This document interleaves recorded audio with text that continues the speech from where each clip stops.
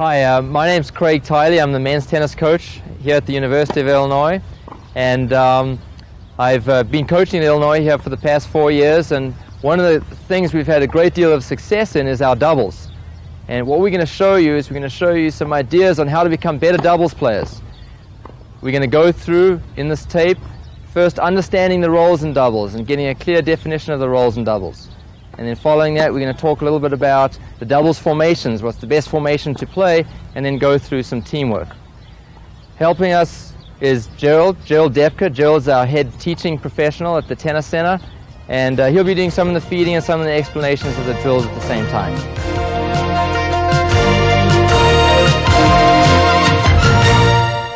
Okay, if you notice on the doubles court, we've got 4 positions. We've got 4 positions. Starting out with the server, we have a server's partner, we have a receiver and a receiver's partner. What we need to do is understand the role of each position, each player on the court. The first off is the server. What should the server do? Well, first, where does the server stand? In doubles, the best place to stand is at least halfway between the center mark and the single sideline. So a server will be standing right about here. Depending on where you're going to serve, you can get closer to the center mark or closer to the outside. What's the goal of the server? To get the first serve in. If the server gets the first serve in, they're going to win the point more than 70% of the time. The second serve, if they miss their first serve, they'll only win the point 40% of the time. What should the server do when they aim for where to hit the ball? Well, first off is you're going to go to the opponent's weaker side. Whichever side the opponent hits higher and longer, that's the weaker side. One of the best places to aim is right at the opponent, right at the receiver, because then they've got reduced angles on the return. The server to get into the net, because that's the ultimate goal, is the server must get in. The best way to get in is to hit a 3/4 pace serve, hit a slow serve, not too slow where it's a second serve, get the first serve in, and get on top of the net, because the best position is for both players to be at the net. That's basically the role of the server.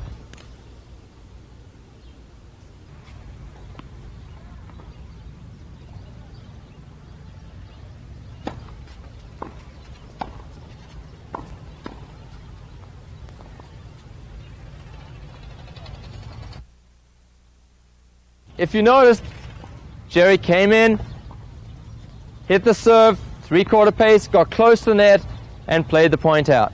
What's our second role? Well, this is that of the server's partner. What does the server's partner do? Well, first off, where does the server's partner stand? The server's partner will stand right about in the middle of the service box.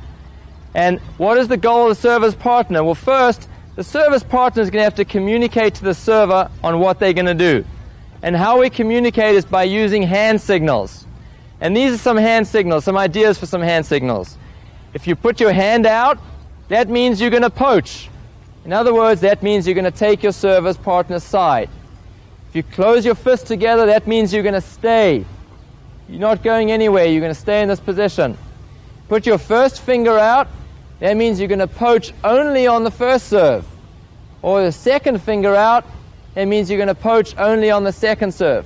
If you get real good, which we hope you do, you can tell your server where you want them to serve. You either want them to serve to the right, to the left, or you want them to go down the middle. And you can use different hand signals to vary that. Once the server's partner has given the hand signal, then the server must acknowledge, yep, I've got it, and then they can go ahead and play the point. Another role of the server's partner is always be moving. Never stand in one spot and just hope something's going to happen. You're either going to poach, taking your server side, or you're going to fake the poach. You're going to move, take a step, but you're always going to be moving. The goal of the service partner is to make sure that the receiving team never knows what you're going to do. And if you poach 20 times, you'll win the point 15 of those 20 times. Now, what's the role of the receiver? Stuart over here stood right between the 2 spots on the service box. From this position, the receiver is going to be able to cut off and bisect the angle. You want to be careful about standing too far back, because if you're too far back, you're out of the court. You also want to be careful about standing too far forward, because if you're too far forward, you're not going to be able to get the return. So the best spot to stand is right about just inside the baseline and bisecting the angle. What's the goal now of the receiver? Well, the goal is very simple. The receiver's got to get to the net, because the best position in doubles is both players up. So that the receiver, the moment they recognize the return, they'll start to move forward and get to the net. Once the receiver has figured out where to stand, which we've already shown you, and what their goal is, which is to get to the net, they also have options on returning. They can return the ball cross-court. That's the best place to go, because if you go cross-court, your chances increase by more than 50% that you can win the point. The other place to go is you can lob. You can lob over the head of both the server and the service partner. Or you can go right at either of the players. You can aim at their bodies. Another great return is to go down the line to keep the net man honest. One important part and role of the receiver is also to communicate.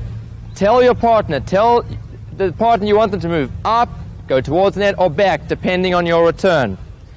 Basically, the receiver hits the second most important shot in doubles, the serve being the most important, and the second most important being the return. All right.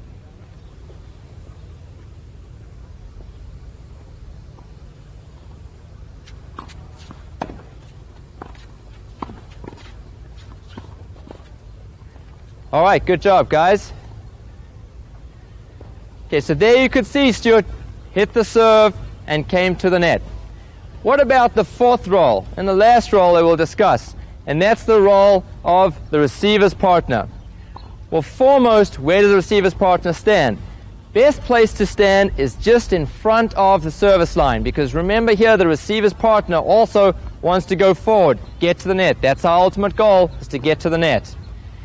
Secondly, which is one of the most important roles of the receiver's partner, is what they do on the serve. They stand in the ready position, they follow the serve, and they are going to call the service line. So if the ball's out, the receiver's partner will say, long, out, fault, whatever. But their goal is to call the service line. Once the return is made, now the receiver's partner's got to move. Where do they move? If the return is good and cross-court and low, the best place is, of course, to go forward. To start going forward, the receiver's partner can look to poach and to cut off the server's return. If, however, the return that is hit is weak, it could be a weak lob or a weak shot, the receiver's partner is in this position so they can move back and get back to the baseline as quickly as possible. Remember, this is just a temporary position. You start here. You do not want to stay here. The last thing about the receiver's partner is, again, you see, good doubles teams, and you need to try this, will also signal.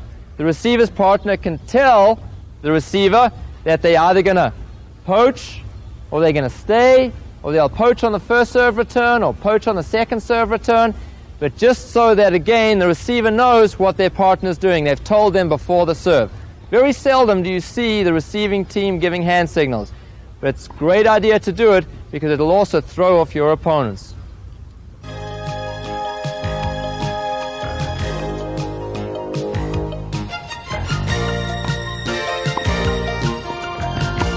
All right, good job, guys. So there you saw the receiver's partner recognized as a good return. The ball came up, and boom, he went towards the net to attack the ball. All right, good stuff.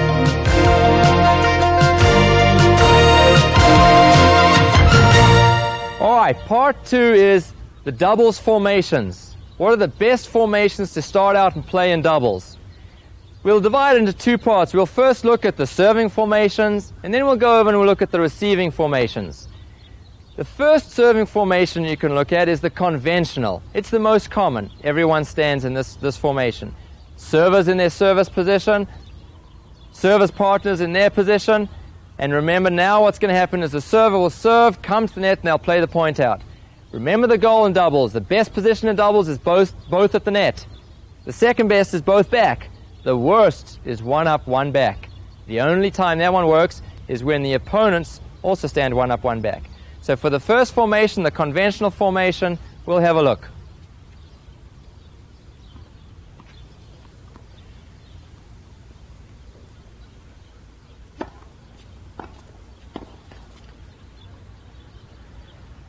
Right, so there you could see was first formation, serve, come in. Let's move now on to the second formation, and you've often heard about, it's called the Australian. The Australian formation is the server now moves very close to the center mark, right in the middle, because the server could possibly take the side of the service partner originally. And the service partner will stand in the service box, the opposite service box to which has been served. What will happen here now is the server's goal is to serve and come in. But we've got to look carefully at the service partner, because the service partner is going to go ahead and again give us a signal. Tell us is he either going to poach or stay. Now the goal of the Australian formation is, why do we stand like this? Because we're trying to offset a good cross-court return. If the receiver hits a good cross-court return, we're offsetting it because we've got already someone standing there. Now we're forcing the receiver to hit the ball down the line. And that's what the server is going to do. He's going to serve, come running in to cover down the line, and the partner will look to move either way. Let's play.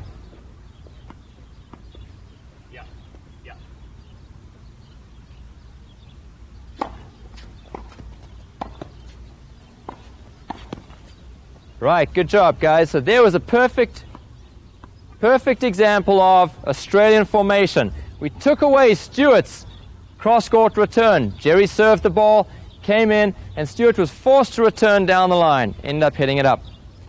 All right, the third formation we now have is what we call the I formation, or another word for it is the tandem formation. Now, what is this? This is if you have a net player that does a very good job with moving from side to side, and also if you have a returner that has a weaker return. Because now the net player can take either side and the returner won't know what they're doing. So it's to keep the returner guessing. Now what's the I formation? Why do we call it the I? Because if you draw a line from the server who stands right in the position that Jerry is, straight all the way through the service partner right where Jeff is standing. If you notice, Jeff is standing right here in the middle. And what he will do is he'll get down, just in case he gets hit in the back of the head with the ball. Jeff will get down, Jerry will serve, and they'll go and play the point, but Jeff can go now either side. Watch again, Jeff's going to give a hand signal to tell the server where he's going to be going. Let's play.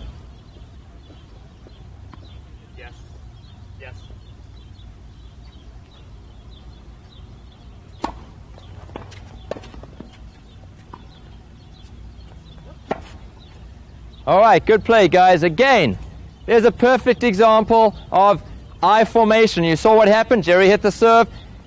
The returner, Stewart, he didn't know where Jeff was going to go. Jeff went one side, and they won the point. All right, now this fourth formation we have is what we call a switch formation. This is a new one, and we're lucky. This is not out there that much. People don't really know about it. What this formation is again, it's designed to confuse the returner. The returner does not know where to return the ball.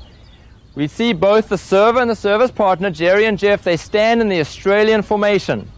And what's going to happen, just before Jerry starts with the swing of his serve, he's going to go ahead and shout, switch. And Jeff is going to run across and switch to the other side. And now they'll play the point. Stewart's not going to know where to return because he's not going to know what the switch means. This is a great play, but remember, stay within the rules. You cannot purposely cause a distraction just before you hit the ball. So make sure you start the call just before you start the movement. Let's go ahead and play the switch formation. Yes. Yes. Shout it loud. Switch.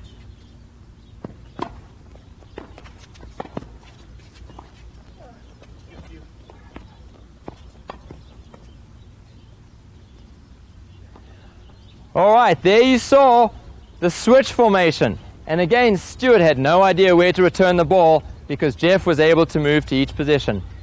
That is the best serving formations, and you can use a variety of them. The goal is keep the returner guessing. They don't know where you're going to go, and also they also know that you are coming to the net. So it's going to be tough for them to win the point.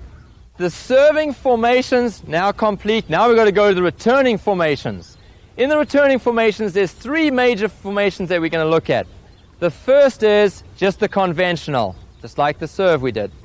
And where does the returner stand in the conventional? Well, the returner again will stand close to the baseline and about in this position where they can bisect the angle. Where does the returner's partner stand? They will stand again just inside the service line and be ready to attack. Now, this is the conventional stance. What they're both going to do from here is now get to attack the ball. Stuart's going to look to return and come in. Let's play.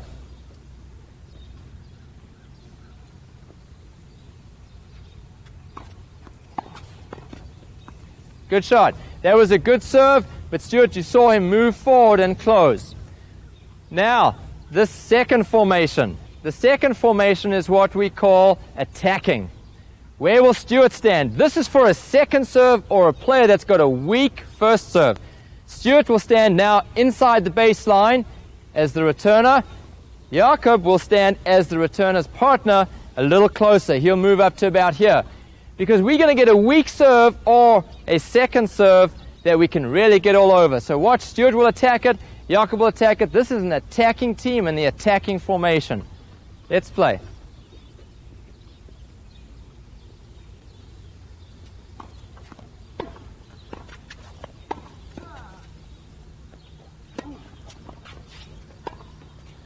Okay, good job. You saw both Stuart and Jakob were all over the net. That was a great attacking formation. It was a weak serve, and in they came to win the point.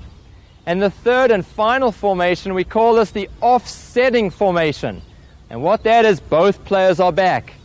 Now, why do both players start back? Well, what we're doing is we're offsetting a team that poaches very well, or a team that's got big first serves, or a team that stands Australian or tandem or the I formation that we just showed you.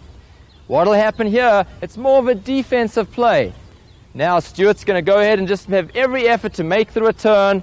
If the return is good and low, then they can both move in, because again, remember, the ultimate goal is for all the players to get to the net.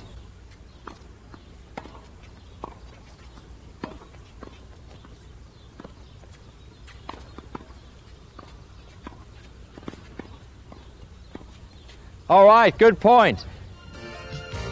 Okay, again here you saw the players were from this back position and they got a short ball. They both came to net because again that's the goal, is to get to the net. What we're going to work on now is teamwork in doubles. And that's the key. If you don't have a team, you're not going to be very good as doubles players. The first thing you're going to do when you walk onto the court is have to warm up. The best way to warm up with your teammates, this is going to be difficult to do with your opponents, but with your teammates, is warm up like you would play in doubles. Most people I watch, they go out and play, and they'll warm up hitting the ball straight ahead or down the line. Then they'll go and play doubles, and all they'll do is play cross-court. Doubles is a cross-court game, so how about warming up cross-court? If you have a look at the players, they're warming up cross-court. They start out at the net. This is the first part. They start out and they're hitting volleys cross-court. Moving their feet very well, getting good bounce. When you play, they only have a few minutes to warm up, so they're taking advantage of every opportunity. The next would be they'd move back and hit ground strokes.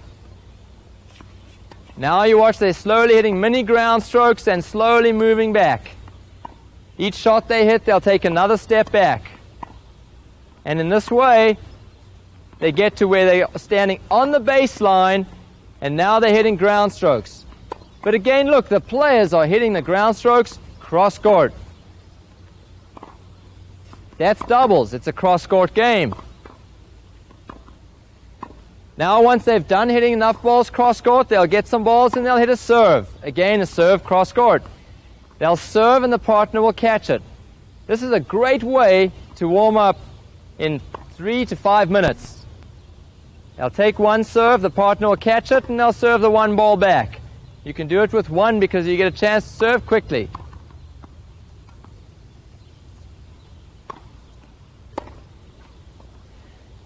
Once the serves are warmed up, what they'll go and do now is they'll go and play a point cross-court. They'll serve, return, both come to net and play the point out. And this is another great way. Again, they're doing it slowly because they're warming up.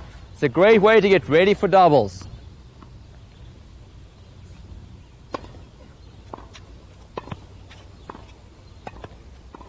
Right, you see Jakob and Jeff both come to the net and they hit some volleys, get their feet going, and now they'll go back and Jakob will serve. You can do this both at the same time because you're playing the point cross court. You practice returning cross court, you practice serving cross court, you practice getting to the net.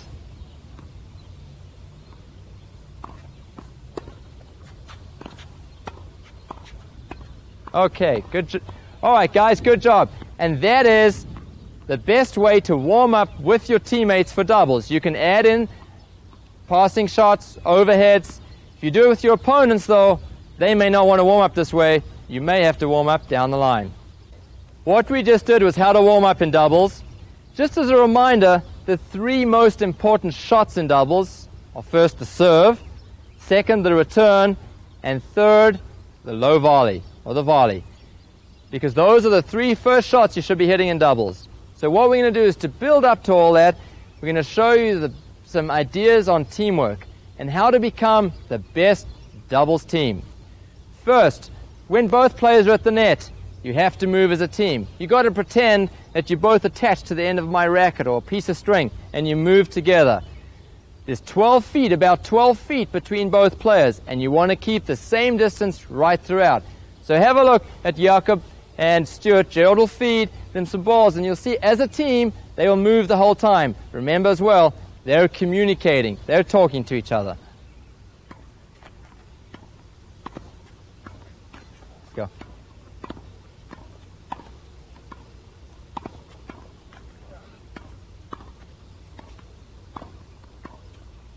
Oh, ball down the middle. Let's stop right there. You see, what happened there is Stuart and Jakob let the ball go down the middle. That's the best place to hit in doubles, and that's the place that you're going to have to protect the most. Again, the best place in doubles is to hit down the middle. Who gets the ball?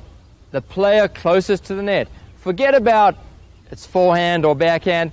You don't have time to think whose ball that's going to be. The player closest to the net will get the ball down the middle. Right now, if you watch Jerry and Jeff, is when Gerald feeds the ball down the middle, is the player that's closest to it's going to go for it.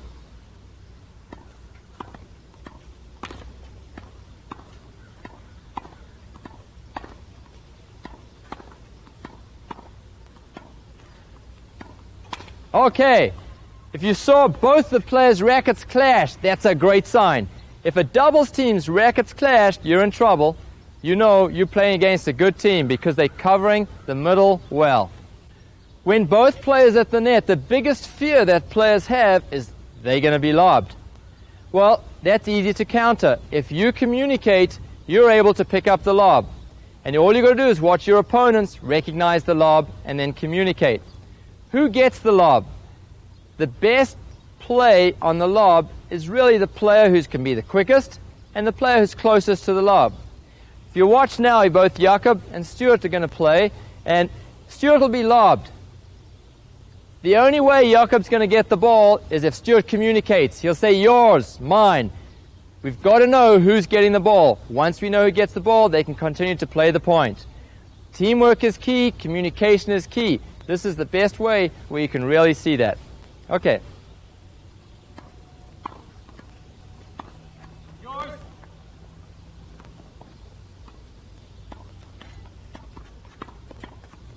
All right, good job. Okay, great teamwork. And you even saw at the end of the point, the players came together, gave each other a high five. If you get mad with each other on the tennis court, as a doubles team, it'll never work. You've always got to be positive and always help each other. Remember, you're a team. Okay, to add on to that, this covering the lob, it's very important to know where your partner goes. Once I say yours, I've got to go to the best possible spot on the court. So watch again now and watch where the partner of the player that calls yours, where they go. Yours. Now look where Stuart stands, right on the tee. It's a good lob. They both come back in. They both come in and they close. Yours. Jakob, look where Jakob stands, right on the tee. Stuart lobs it back because they both want to get to the net. And they back in. They keep winning the point. And again, and watch what happens. Stuart goes back to the tee, and Jakob comes on in, he hits a good lob, and they both come in.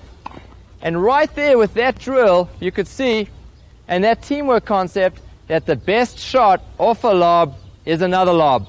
Especially when you've got an opposing team that's coming towards the net. Because remember, their goal, and your goal, is to get back to the net.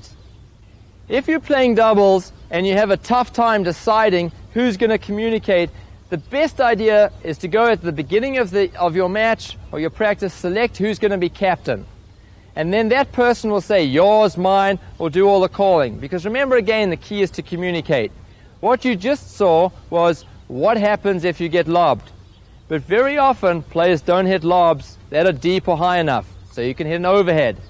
So if you watch now, both Jeff and Jerry, they're going to be looking to hit overheads. But the key again is they must communicate. All right, let's go. Mine. Mine.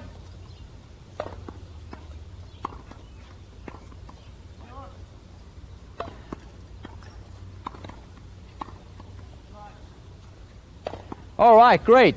There you saw is they got every ball because they communicated. Jeff recognized that he could get the overhead, so he shouted mine, and he went up after it. And then Jerry moved into the net.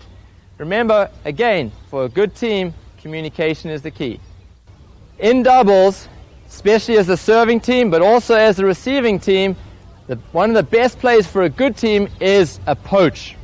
Now, in this case, the service partner, which is Jeff, his goal is always going to be moving. He's going to be faking or he's going to be poaching. And what a poach is on the return, he's going to take the server's side and the server will then take his side so they can both get to the net. Jeff's going to cut off the return, going to really make the returner nervous about where they're going to hit the ball.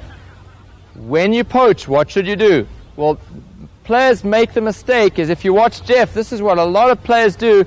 Jeff will run straight across the service line, and that's the wrong way to go. Now go back, Jeff. Now Jeff will come towards the net. Do it quickly, comes towards the net. There you go. That's the best place to go and poach. You've got to come towards the net to cut it off. So watch the play now, and Jeff is going to poach.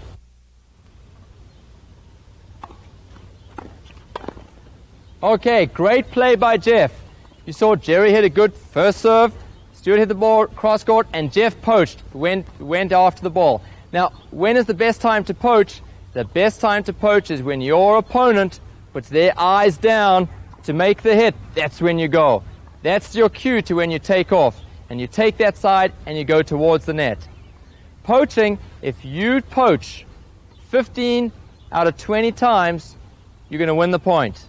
That's why poaching is one of the best plays for a good team in doubles.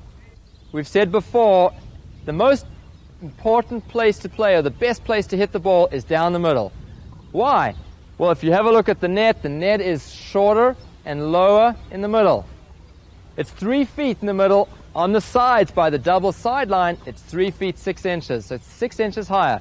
That's one reason. Another reason is you confuse your opponents. They won't know who to get the ball, especially if they haven't followed the careful rules of doubles. Another, and one of the most important reasons, is you take away the angle. If you hit the ball straight ahead in doubles, you take away the angle. Remember this key rule. Never give away an angle. An angle should only be hit unless you have a clear winner. Okay, have a look, watch them play. Every ball is down the middle.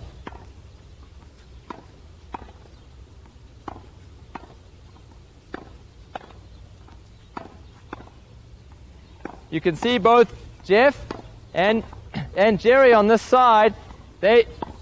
Doesn't matter who gets the ball, it's the person who's closest to the ball. The player that closest to the ball will make the hit. And again, everything is down the middle. In summary, a good doubles team is a doubles team that does a few key things.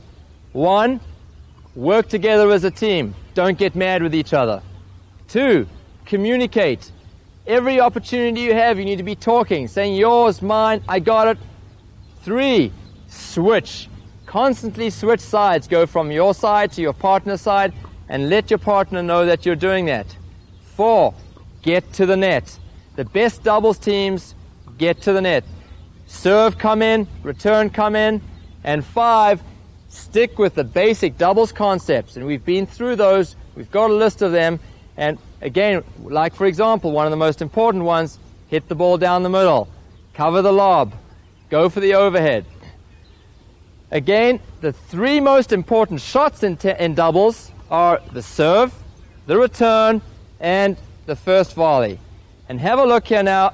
The team is going to go ahead and play. The goal is to get the serve in, get the return in, get the first volley in, and get to the net. If you do that, you'll be a great doubles team.